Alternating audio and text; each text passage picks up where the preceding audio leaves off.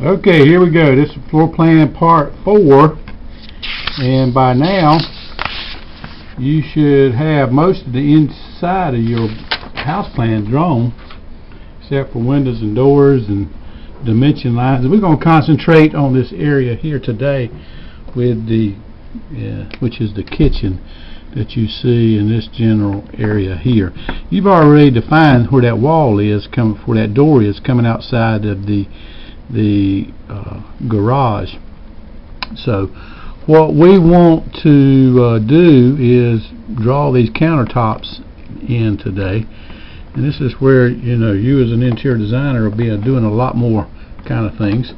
So we're going to start right here with your refrigerator, and you can Google the refrigerator that you want to select in here, but we usually leave about 3 feet of space for a refrigerator. Refrigerators can be bigger than that, but most of them are slightly smaller than that, so a normal refrigerator will fit in a 3-foot space. So we're going to draw that.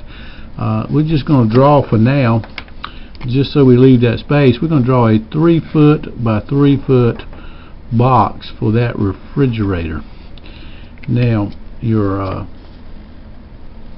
countertop that you'll be doing is we're going to draw it 24 inches deep.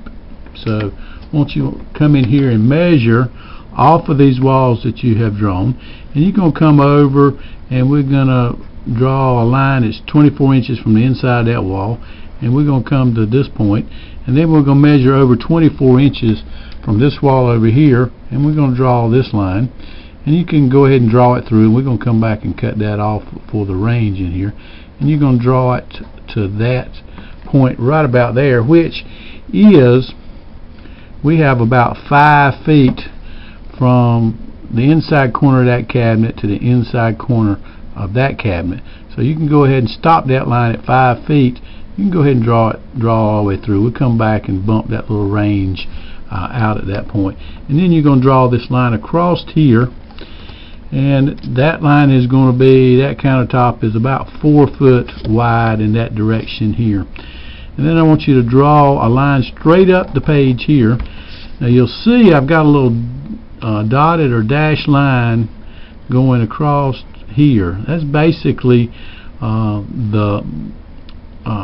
the front of the cabinet, base cabinet below, because we've got a little eating bar here that extends over, so it's going to be a little deeper. In this case, we're going to draw that line 3 foot and have a 3 foot deep counter across there. Again, put in that dash line, and that would be 2 foot from that line. Put in that dash line like you see on your drawing, which indicates the front of the base cabinet below.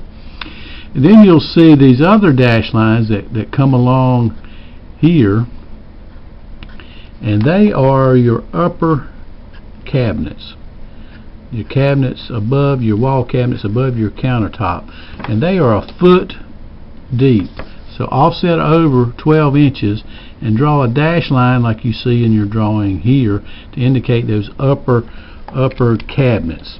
So what you need to do next is then come in here where your dishwasher is, and a dishwasher generally is about 24 inches wide. So you're going to measure over a point, and you're going to put your dishwasher under the counter there, and you feel free, if you want to, you can put a little dashed line. And then you're going to take your template out again, and you're going to draw in your kitchen sink, and feel free to pick one that you want instead of what I have here. You're welcome to make that choice and do that. And then if you don't have a template with a range on it, ranges are generally in the neighborhood of about 30 inches wide. So you can draw, and I would come in the center line between that space here, so that would be 2'6" to there and 2'6" to there. That would be center line through that range, and then that would basically be 15 inches on each side to draw that line across there for the range. And then you can use your circle template to mimic these range top burners here. And then you'll notice that there's a dash line that kind of comes out of an angle, and then it comes across in that direction. That is the range hood, and you can use 45-degree angles there. Feel free to do that. And those are probably in the neighborhood of about 16 inches deep, so they're going to stick out about 4 more inches from your base cabinet for that dash line right across there for that range hood. So feel free to draw in your range, and remember, it's probably going to bump out a little bit more than your cabinet. Probably draw it somewhere in the neighborhood of about 2 foot 3 inches deep. They usually stick out a little bit more than you have there. And in this case, we're going to have a water heater that you see right here in the corner of your garage, and it's indicated by a circle. And what you want to do is you want to get a circle circle template, pull your circle template out and put it in that corner. And water heaters vary from size to size, and let's use about a 2 foot diameter, not radius, 2 foot diameter for your water heater, and draw a circle in that corner right about in that direction at this point. So you should have your kitchen pretty much defined, and with your sink and with your range, with your dishwasher and your refrigerator, your base cabinets and your wall cabinets for your and hopefully we'll have enough time somewhere to end of the semester and maybe draw some interior elevations of that kitchen cabinet as well. Now I want you to start on some of your doors, and we'll just pick a few of these that we're going to do, and we'll start right here with the one that is right beside the refrigerator. Now you'll see that there's a jam space between that wall and where your door starts, and you need to leave a minimum of about 4 inches right there, just so you can get that door trim and casing in, and also for the doorknob not to hit when it's fully open. Now a lot of you may have a template with your door swings on, and that is fine as well. I actually prefer to use the full circle and draw mine in. So that door there, sorry about shaking the camera there, that's a 3 foot door, 3 foot wide opening that you're going to tick off across there at 3 foot, and you're going to go ahead and erase out that part in the middle. And then you're going to draw, if you don't have a template on your thing, and I actually prefer to do it this way because I like to see if there's any conflicts with the door swing entirely.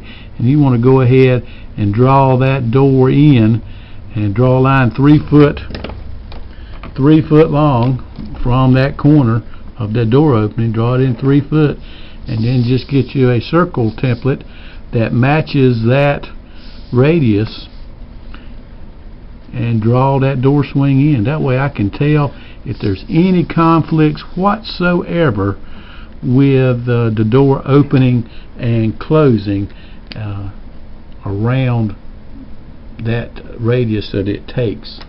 So we want to continue on with that with doors. Let's go down to this one right here by the garage door. You see this one here, that door, you might want to kind of write these down on your rough draft lightly, because you're going to need this for your door schedule. That door is a 2 foot, let me see here, 2 foot 10 inch door. So that door is 2 foot 10. You'll need this information a little bit later on when we do our keying. That's a 2 foot 10 door, and it is going to be, let's say, 2 foot 6 inches from that corner, inside corner, and you're going to go ahead and draw in that 2 foot 10 inch line, and then match up the arc with it and cut it in. And the reason it's 2 foot 6 is to give room for that water heater in that general direction there. So we're going to do that, and you can draw that arc in there, and again you can erase those lines that you've got in that direction too. Now let's just kind of skip down here a little bit to your garage door and draw it in before we stop part 4 here. And that garage door, this is a 2-car garage, it is 16 feet wide. So what you want to do is come to the center of the space in between those 2 walls here and here and put a center line and measure off 8 feet in each direction, and go ahead and erase the wall that you put in there, and you can draw basically just a double line fairly close together that you see right behind the opening, because as the garage door it comes up and rolls over into the top of this garage door ceiling. And that's probably just about as far as we need to go with part 4 here today. So we're going to take a break right about there and pick up, and now's a chance to kind of just go back and double and triple check all your dimensions and make sure it kind of looks like the plan. So we're going to stop here at part 4, and we're going to pick up with part 5 with the rest of the door and the window openings.